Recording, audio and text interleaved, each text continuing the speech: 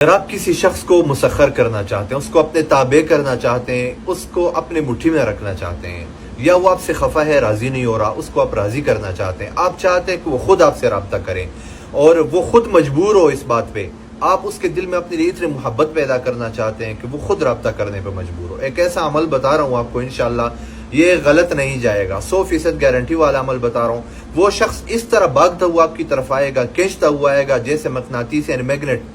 کی طرف لوہا آتا ہے، اسی طرح وہ بھاگتے ہوئے آپ کی طرف آئے گا اور آپ کے بغیر وہ نہیں رہ سکے گا۔ اور اس عمل کے لیے اجازت ضروری ہے، کمنٹ میں آپ الحمدللہ لکھیں، اس کے بعد یہ عمل کریں۔ اس انسان کی تصویر لیں، آپ اس کو سامنے رکھیں، اس کے اوپر آپ 100 مرتبہ بسم اللہ الرحمن الرحیم پوری بسم اللہ پڑھ کے اس کے اوپر دم کریں۔